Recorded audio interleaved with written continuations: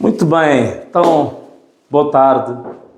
Estamos aqui em direto a partir da página oficial de Venâncio Mondlane. E hoje vamos fazer a live que já havia prometido desde manhã para percebermos alguns fenómenos. E naturalmente eu sei que muita gente está com muita ansiedade de falarmos sobre a visita do Venâncio e da sua equipe para Angola, que era para um seminário de mais alto nível sobre o futuro da democracia em África, que estava sendo organizado por 3 organizações internacionais, com destaque para a Fundação Brandstar, em parceria, digamos assim, com a UNITA, o partido histórico angolano UNITA. E também isto tudo enquadra-se também na grande família do IDC. Portanto, era uma reunião, um seminário, digamos assim, que seria um marco histórico incrível para a África, em particular para a SADC e também para o mundo. Bom, dito isto, é apenas uma pequena introdução. Espero que hajam condições de luz, condições também de som perfeitas, porque também estamos aqui a fazer algo improvisado, uma vez que, como sabem, ainda estamos em trânsito para Moçambique, visto que ontem nós já devíamos ter desembarcado e aterrado, digamos, no solo das Palancas Negras, no solo angolano, e toda a gente sabe que não foi possível o Venâncio fazer parte das cerca de 54 pessoas, os 54 delegados de várias partes da África, de vários países da África, que tinham sido convidados para este encontro, não é? Bom, caros amigos, antes de nós avançarmos, se vocês permitem, eu queria agradecer a Deus pela nossa vida e pela vida de quem está a olhar, está a ver esta live, pela vida dos angolanos, né? Os nossos, digamos, o país anfitrião desta grande conferência, para os moçambicanos, como não podia deixar de ser, para todos os PALOP e para toda a África, porque, na verdade, esta reunião era para os democratas africanos, toda a África, que Deus possa abençoar poderosamente este grande continente e que possa ajudar a reerguer, ao ressurgimento, ao renascimento da África. Porque eu acredito que a África vai ocupar o lugar merecido. De fato, foi o berço da humanidade. Não deve só ser o berço, mas também tem que passar a ser a cama da humanidade. E amanhã, por que não, ser a mesa do banquete da humanidade. E eu sei que esse período vem e é inevitável. Muito bem, obrigado. Agora nós oramos para todos e foi positivo. Bom, produção, temos aí amigos que já estão a ver a live. Portanto, você que está a ver a nossa live agora, faça o favor de partilhar esta live para pelo menos 20 pessoas, porque hoje nós vamos falar de temas que são simplesmente incríveis. Fique aí atento e não se descole do visor aí do teu telefone ou então da tela da sua televisão. Mas chama aí 20 amigos, passe esta live para 20 grupos. Grupos angolanos, grupos moçambicanos, grupos da Guiné-Bissau, de São Tomé e Príncipe, grupos do Brasil, de Portugal, da diáspora moçambicana e angolana espalhada pelo mundo. Passa esta live, porque hoje temos temas interessantíssimos. Nós vamos falar de coisas e vamos esclarecer aqui muita coisa que provavelmente as pessoas não tinham dado conta do que aconteceu. Mas vamos falar sobre isso. Produção, quantas pessoas é que estão connosco agora, mais ou menos? 15 mil. Oh, isto é incrível. Então, estamos a começar nos primeiros 5 minutos, já temos 15 mil pessoas. Portanto, vocês, 15 mil pessoas estão ligadas agora. Cada uma de vocês, por favor, partilha para 20 amigos. Partilha para 20 grupos. Porque o que vamos aqui falar Perdão. Produção, se pudessem me arranjar um copo com água, eu ficaria muito satisfeito também. Estou um pouco... Perdoa lá essa... Mas ok, estava aqui a dizer que vocês, os 15 mil que estão ligados agora, façam esta ligação ou passem este link para outras 20 pessoas. Por quê? Hoje eu vim aqui vestido a rigor, porque hoje, a esta hora, meus irmãos, eu devia estar em Benguela, em Angola, e estaria no segundo painel. Eu tinha sido convidado neste seminário como orador, portanto, é um privilégio incrível. No meio de cerca de 60 pessoas convidadas, 60 delegados, eram mais ou menos 6 oradores, dos quais eu tive o privilégio de ser selecionado para ser um dos oradores. Então, eu aqui vinha hoje a rigor, é assim como eu seria vestido hoje em Benguela. Então, vou passar mais ou menos, em linhas gerais, aquilo que seriam as minhas propostas, a minha visão sobre a África, a minha visão sobre o futuro da democracia em África, o futuro da democracia em Angola, o futuro da democracia em Moçambique. Então, vou partilhar aqui isso convosco hoje, aqui e agora.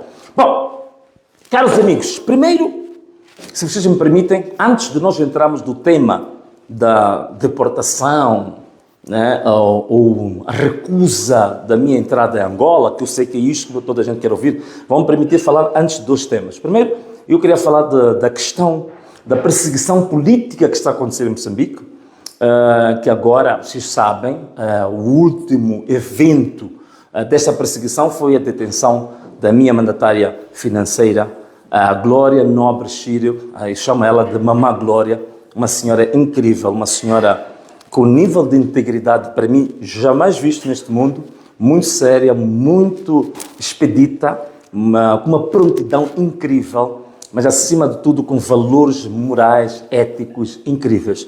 Então, tenho aqui a receber um copo com água, portanto, vocês vão desculpar, eu só quero dar um golzinho para podermos continuar com a nossa conversa de forma um pouco mais, com a garganta um pouco mais umedecida, né? Estou a ver uma mensagem de alguém que diz, cuidado com essa água. Bom, esta está segura, está vendo? Esta está segura. Sei que os riscos são muito grandes, sobretudo para nós que andamos aqui a lutar pela democracia, lutamos pela justiça, lutamos pelos mais vulneráveis, os mais pobres, os excluídos da economia, os excluídos da sociedade, os excluídos da política. Então, essa luta que a gente faz para estas pessoas é uma luta que sempre vai te levar a carregares uma cruz cada vez mais pesada. É uma luta que é preciso pagar um preço muito, muito elevado. É uma luta arriscada, mas é a que é necessária. E é a luta que vale a pena fazer quando nós queremos deixar algum legado neste mundo para a posteridade, algum legado neste mundo para as futuras gerações. A luta que faz sentido fazer é a luta pelos excluídos, é a luta pelos marginalizados, é a luta por aqueles que não têm voz perante os grandes palcos, perante os grandes pódios, perante as grandes conferências. Então, quando nós passamos a ser a voz destes que não têm voz, significa que estamos a cumprir o nosso papel frutuoso, significativo neste mundo, aquele papel que vale a pena dizer que eu vim a este mundo cumprir a minha missão e deixei um legado.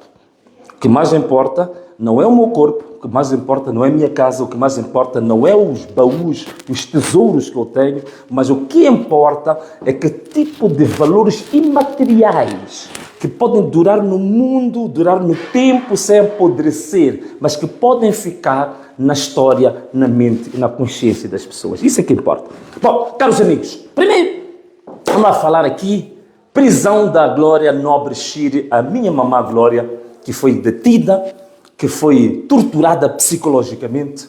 Nós já tínhamos chamado a atenção, minha vénia para os advogados que neste momento estão a trabalhar, Dr. Mutola, Dr. Matsim, que hoje tinham submetido um requerimento a dizer que, de acordo com o número 1 do artigo 175 do Código de Processo Penal, ela devia ser ouvida exatamente hoje pelo juiz de instrução.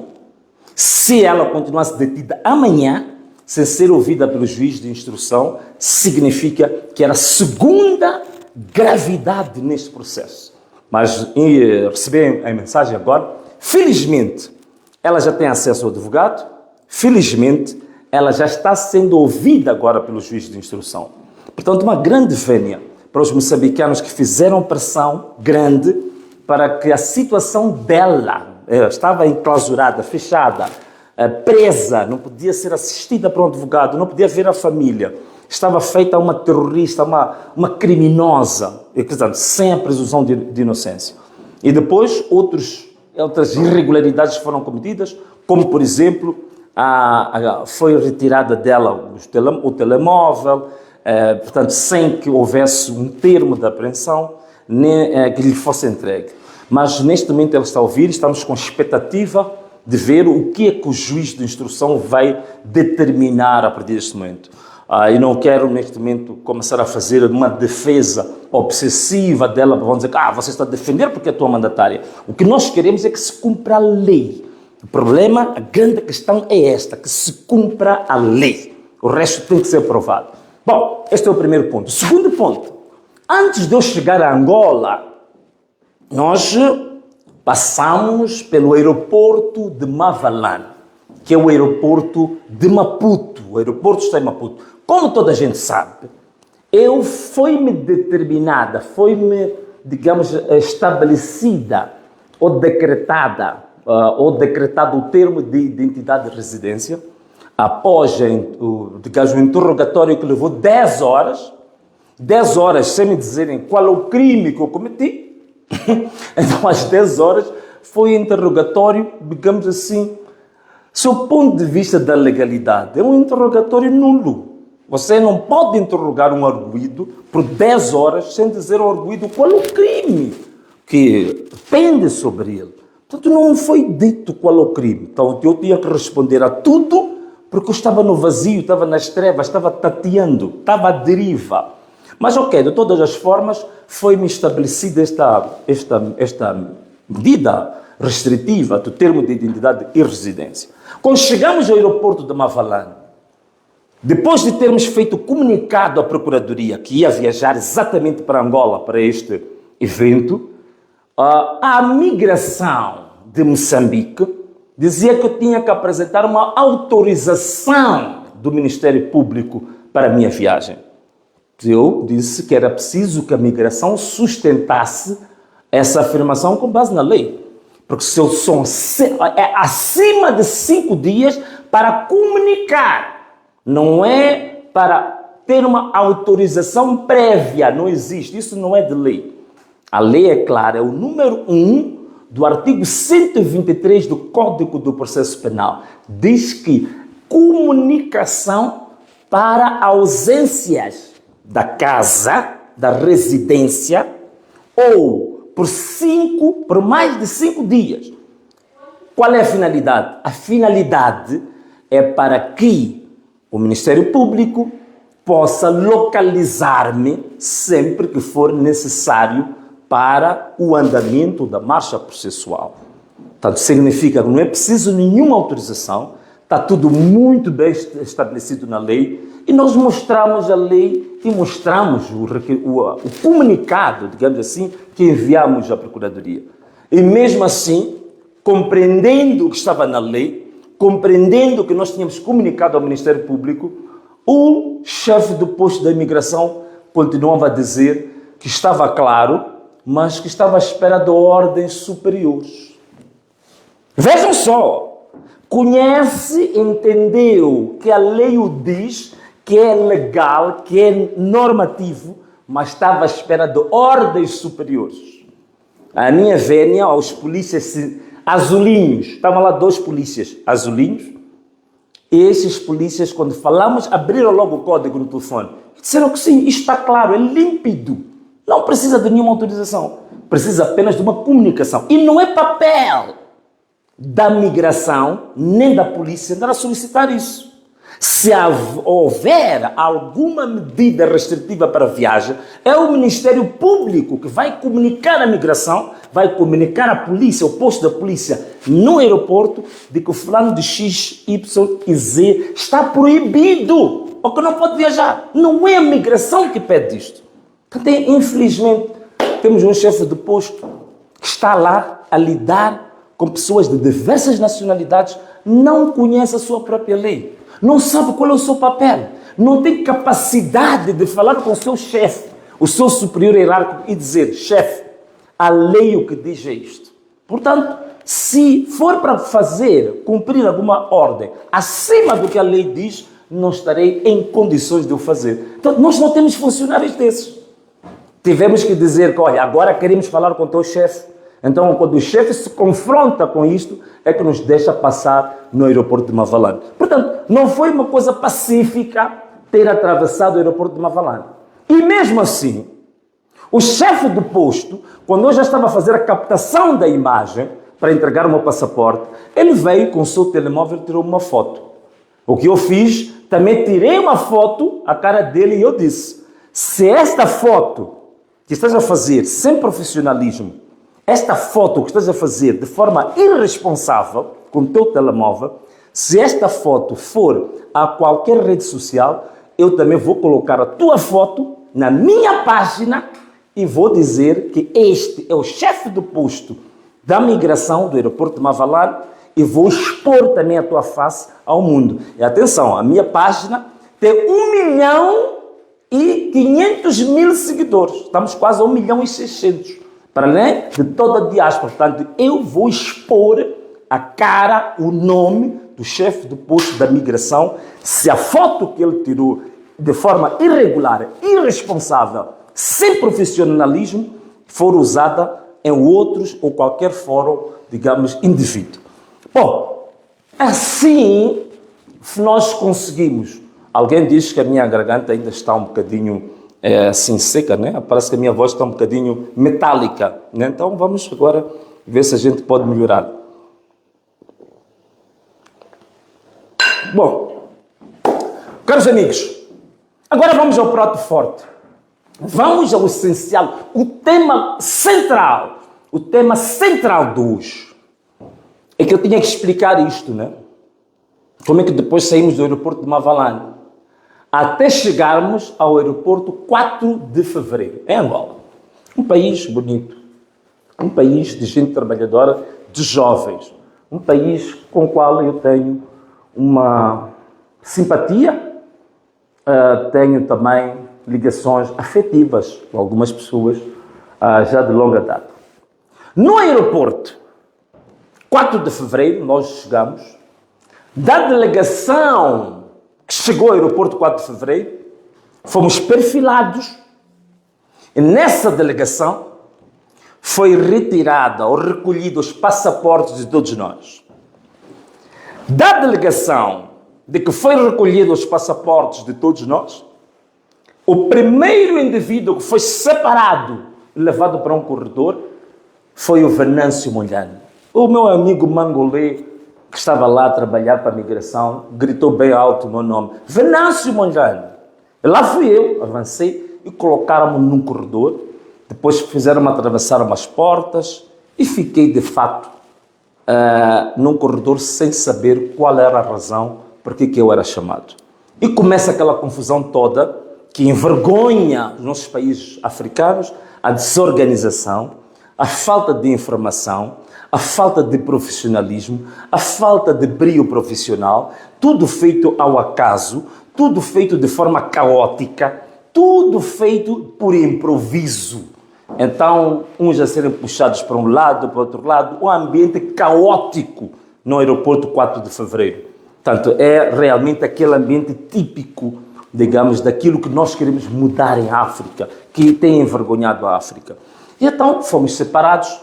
E vocês já sabem que se passou. A parte vergonhosa de tudo isto foi reter personalidades do mais alto calibre, o ex-presidente do Botsuana, Ayana Suretskama, o ex-presidente da Colômbia, Patranas, o ex-presidente da Tanzânia, o ex-primeiro-ministro do Lesoto, o vice-presidente do Senado queniano, vários senadores quenianos, portanto, várias personalidades que estavam presentes, em que foram submetidos a um ambiente, digamos, extremamente triste, penoso, e que tem que envergonhar Angola. Tem que envergonhar Angola. Aquilo não é possível que aconteceu. sem nenhuma explicação, e depois fomos forçados, de fato, a pegar em nós e não passar pela migração, carimbar os passaportes, e tínhamos que, não podíamos entrar em Angola. Passado cerca de 3 ou 4 horas, como também se fala português, fui lá falando com vários oficiais, não é? Coisa curiosa que aconteceu em Angola é que estavam a impedir a minha entrada, depois de me informar que a minha entrada estava impedida, logo a seguir pediam para tirar uma selfie. Quanto a isso, os angolanos, de fato, são muito sui generis, né? São típicos, né? Tem uma forma muito engraçada de ser, né? Até o avião também estavam sempre a pedir selfies. Venâncio, o presidente Venâncio, não pode entrar em Angola. Aqui Angola não vai entrar hoje, mas pode me dar uma selfie? Então eu fazia selfie. Engraçado. Mas ok, falando de assuntos sérios. Então, foi depois de muitas horas, depois de muita insistência, que disseram-nos que, pura e simplesmente, nós estávamos recusados a entrada. E a nossa entrada estava recusada à República de Angola, pelo governo de Angola. Estava recusada a nossa entrada. E coisas dolorosas para mim foi ver o presidente Ian Khama, né? O presidente Ian Khama, um grande abraço, meu pai. Então, ver um senhor daquela idade, 73 anos de idade, a ficar 8 horas sem comer, sem beber e na condição de saúde em que ele se encontra. Ver aqueles presidentes todos, o ex-presidente da Colômbia, depois de tanta, digamos assim, depois de tanta espera, depois daqueles de 8 horas à espera, decidiram que ele podia entrar em Angola. Como o aeroporto 4 de Fevereiro é um aeroporto internacional para voos internacionais, para os voos interprovinciais dentro de Angola é usado o novo aeroporto, que é o aeroporto Agostinho Neto, Dr. Agostinho Neto, que dista a 44 quilômetros do aeroporto 4 de Fevereiro. Então, o ex-presidente da Colômbia, que ele no seu Twitter, acabou lá escrevendo, no X, acabou escrevendo que não sabia para onde estava sendo levado. Depois de 44 quilômetros, chega ao aeroporto de Agostinho Neto e dizem que o seu passaporte ficou apreendido no aeroporto 4 de Fevereiro. Vejam só isto, depois de 44 quilômetros. E o homem, naquela noite, nem sequer tinha onde dormir. Então teve que dormir na residência do embaixador da Colômbia. Vejam só o que é isso, não é? Então eles passaram este calvário todo. Depois da repercussão toda, é que o governo da Angola decidiu dar algumas honras de Estado, digamos, aos ex-presidentes, aos ex-primeiros-ministros, e então garantiu o avião presidencial que ia levar parte da delegação de 4 de Fevereiro para Benguela. Isso foi permitido, foram colocados carros luxuosos protocolares da presidência, portanto todo o protocolo do Estado foi lá colocado depois de toda a repercussão. Mas como o presidente Ian Seras Khama decidiu que a humilhação era tanta, ele decidiu que não ia participar nesta conferência, ele decidiu ir para Botsuana. Quando isso aconteceu, a promessa que foi feita do avião presidencial, que era para levar a delegação para Benguela, infelizmente, meus irmãos, informação de primeira mão, depois foi retirada a mesma promessa. Portanto, o governo de Angola não cumpriu a promessa de colocar à disposição o avião para estas personalidades de renome. Portanto, significa que tudo, como se diz em Moçambique, tudo foi de água abaixo. Foi uma promessa que se esfumou. Era apenas para o inglês ver. E esta que é a realidade. Criou-se todo este cenário, todo este, digamos, imbróglio todo, este impasse todo que foi criado, esta situação comprometedora para as relações diplomáticas e, afinal de contas, foi tudo uma encenação. Tudo uma encenação. E aqui está estabelecido algo profundamente perigoso negativo para a imagem de Angola em África e no mundo. Soubemos depois que o termo com que foi usado, ou a cláusula usada para que nós não pudéssemos entrar em Angola, é a chamada recusa de entrada. A recusa de entrada existe dentro do enquadramento da lei angolana, portanto, a lei 163/19 de 23 de maio, que é a lei sobre o regime jurídico do cidadão estrangeiro na República de Angola. Esta lei é que determina como é que alguém é aceito ou é recusado a sua entrada. Portanto, o artigo 7, no número 2, diz claramente quando há uma recusa de entrada, primeiro, a pessoa a quem é recusada a entrada deve ser comunicada pelo responsável do posto de fronteira. 2, deve ser especificado a razão da recusa de entrada. 3, o chefe de posto deve comunicar à companhia aérea que levou a pessoa até o posto de fronteira que esta pessoa teve a sua entrada recusada para o devido acompanhamento do mesmo para a zona de origem ou do aeroporto, digamos, de procedência ou para o seu país de origem. Portanto, estes são os procedimentos que devem ser feitos quando se recusa a entrada de alguém em Angola. Isto é que está na lei e nada disto foi feito. Uma recusa de entrada, nós nem sequer fomos deportados. Nós ouvimos aí pessoas a dizer que foram deportados. Nós não fomos deportados. Não houve procedimentos dentro da lei que se diga que preencheram os requisitos para se deportar alguém. Aquilo foi uma irregularidade ao mais alto nível. Portanto, não foi nada feito segundo a lei. Foi uma violação da própria lei angolana. É por isso que não houve essa explicação detalhada. Qual é a razão? Até hoje não sabemos o que é que fundamenta a recusa. Não está claro. Não está. E isto é perigoso para Angola porque existem os tais chamados acordos migratórios bilaterais entre Moçambique e Angola que determinam exatamente como é que é feita a gestão da entrada e da saída de cidadãos de um país ou do outro. E existem acordos migratórios da SADC para todos os países da SADC que também foram violados. E existe ainda os chamados acordos de mobilidade para os países da CPLP. Portanto, temos vários instrumentos domésticos, regionais e continentais que gerem esta matéria dos cidadãos estrangeiros que chegam a Angola. E nenhum destes protocolos, nenhum destes acordos foram respeitados no aeroporto 4 de fevereiro. Para vergonha da imagem de Angola, para vergonha destes funcionários da migração, que gostam mais de selfies, não é?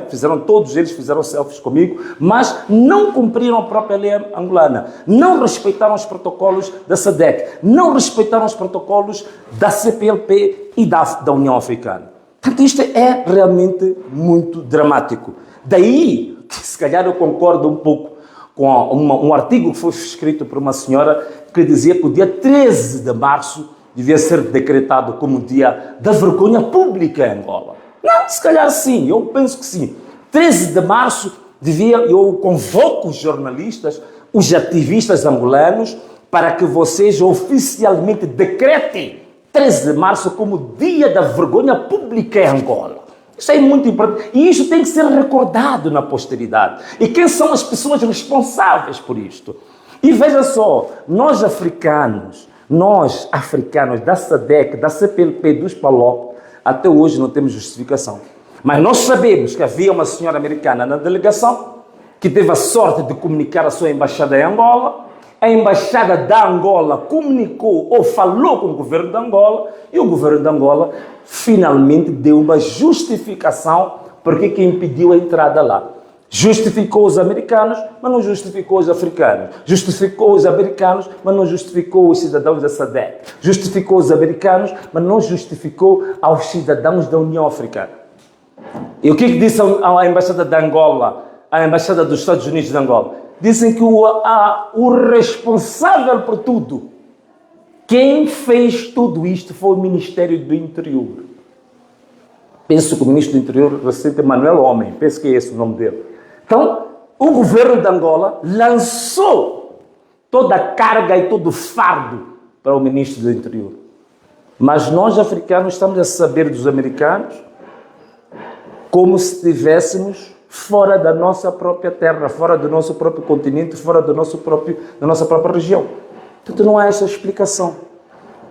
E há esta humilhação toda que todos eles passaram. Isto, em linhas gerais, meus irmãos, é o que ocorreu no aeroporto 4 de fevereiro em Angola. Este é o enquadramento correto. Vi vários jornalistas, vários juristas, aqueles juristas orgânicos que nós temos lá em Moçambique, né, que andam nas televisões, têm todo o espaço, falam de ser deportado, falam de acordos, falam de que a soberania dos Estados. Não há soberania nenhuma fora da lei. A soberania, não se pode confundir soberania com Babilônia. Não se pode confundir a soberania com um Estado caótico. Não se pode confundir a soberania com arbitrariedade. A soberania é exercida por um Estado, mas dentro de normas específicas, domésticas, regionais, continentais e internacionais.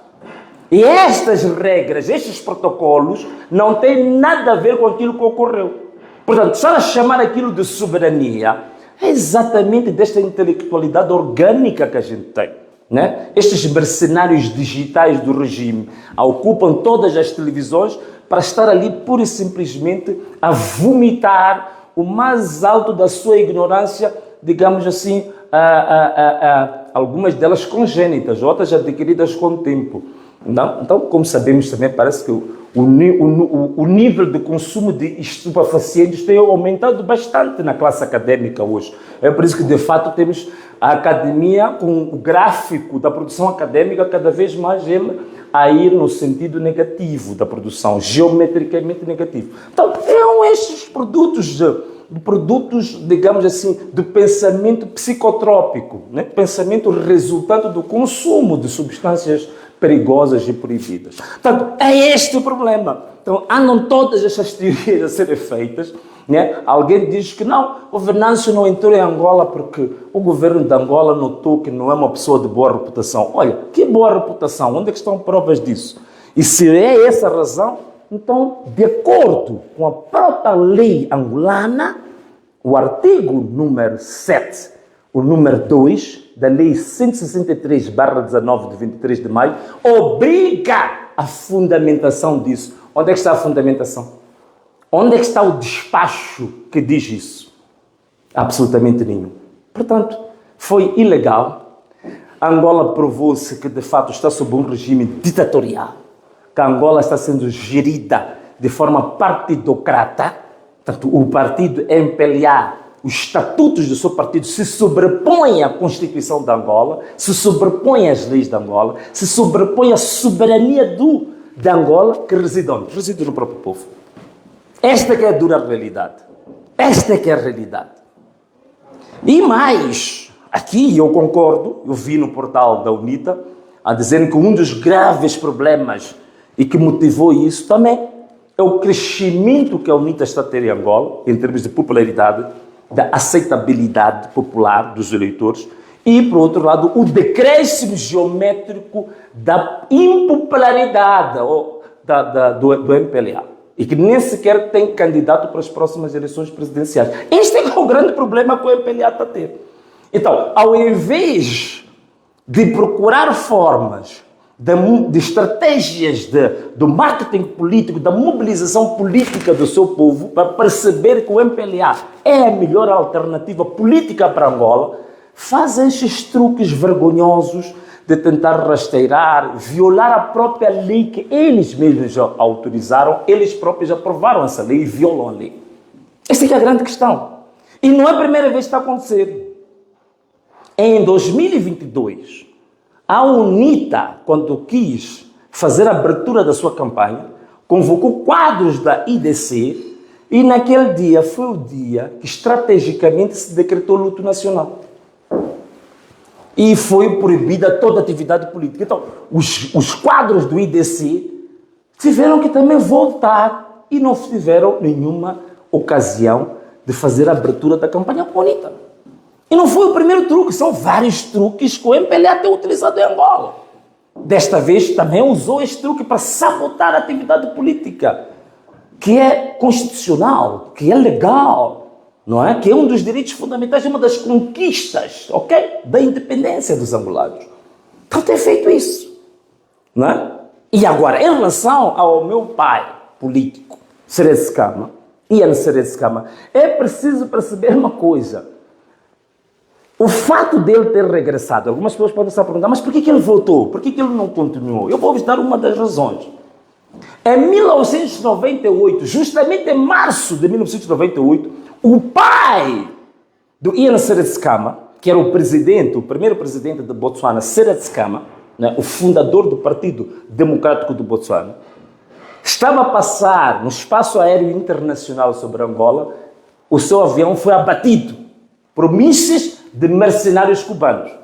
O avião caiu onde? Na província do Bié. E o presidente Seretse Khama, na altura, até rejeitou ser tratado nos hospitais angolanos. Preferiu ser recolhido pela Cruz Vermelha.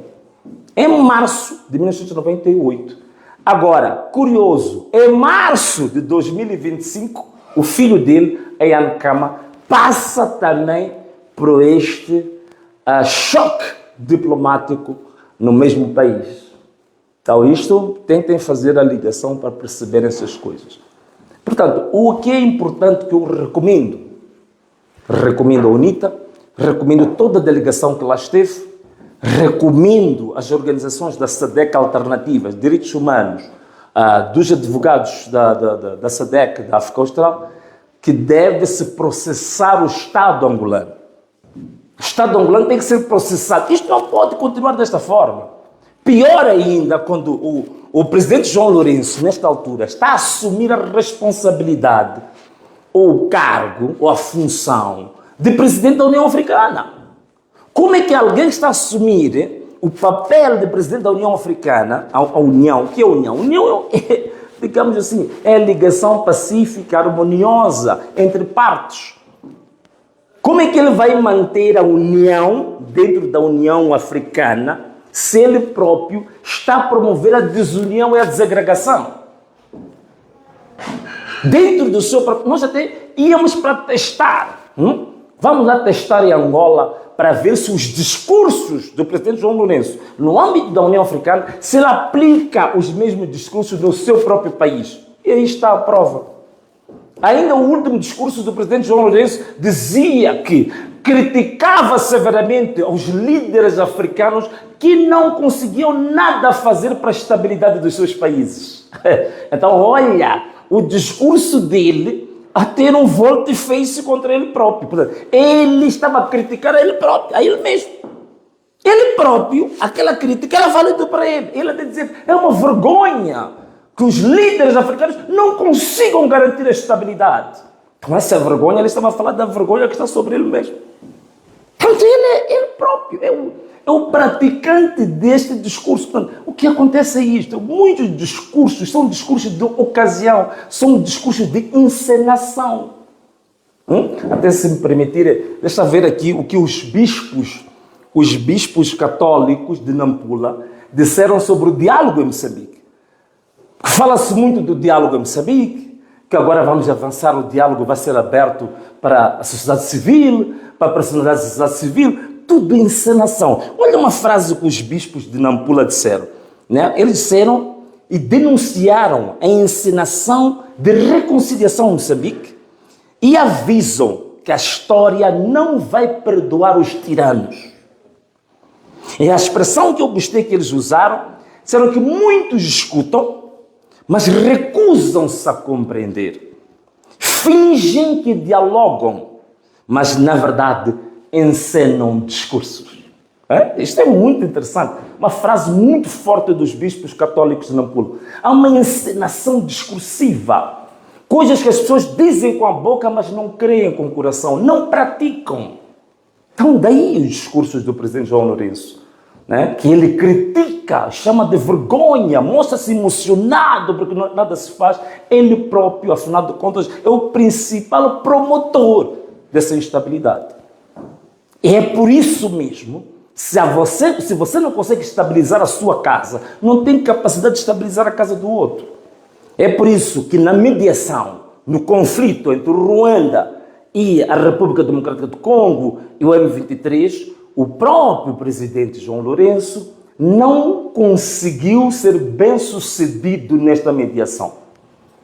Daí que ter sido acusado até pelo Paulo Kagame dele ser um mau mediador, um mediador parcial, que até desvalorizou o diálogo e a aproximação com o M23.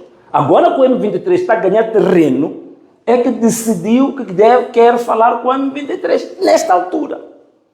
Mas sabemos que no dia 8 de janeiro, ele próprio acabou renunciando à posição de mediar este conflito. Portanto, se há problemas de estabilidade, se há problemas de falta de comprometimento para a estabilidade dos países da África, eu penso que o presidente João Lourenço é um bom exemplo desse empenho para a instabilidade. É por isso que não conseguiu ter sucesso nesta criar, ou seria um grande elemento para fortalecer e enriquecer o seu próprio currículo. Mas não conseguiu mediar isto. Não conseguiu criar um ambiente de confiança entre as partes. E dentro da própria Angola também não é diferente. Dentro da própria Angola também não é diferente. Neste momento, há 8 anos que o presidente João Lourenço não tem diálogo com a oposição. Há 8 anos que não convida o líder da oposição, Adalberto Costa Júnior, para uma conversa, para um diálogo. Nunca teve isso. Há 8 anos que o líder da oposição nunca deu nenhuma entrevista a nenhum canal público da Angola. Então o problema está aí mesmo. O discurso que for fazer na União Africana devia fazer esse discurso para ele próprio e para os seus ministros. Porque o problema está aí. O problema está aí. Então, esta é a grande questão. Para terminar, o que eu posso dizer? Eu volto a reiterar à comunidade, aos ativistas angolanos, aos partidos angolanos, aos delegados desta conferência. Deve-se processar o Estado angolano. Não podemos deixar que este tipo de atos continue a perpetuar-se no nosso continente. Que é uma vergonha. Ativistas, vamos decretar dia 13 de março como dia da vergonha pública em Angola. Para que os nossos filhos saibam, para que os nossos netos saibam quais são esses que envergonharam a imagem de Angola pelo mundo. Portanto, eu penso que aqui já dei uma explicação para as pessoas perceberem, primeiro, os fatos, estes é que foram os fatos. 2, o enquadramento legal. 3, as questões diplomáticas ligadas ao dia 13 de março em Angola, dia da vergonha pública em Angola.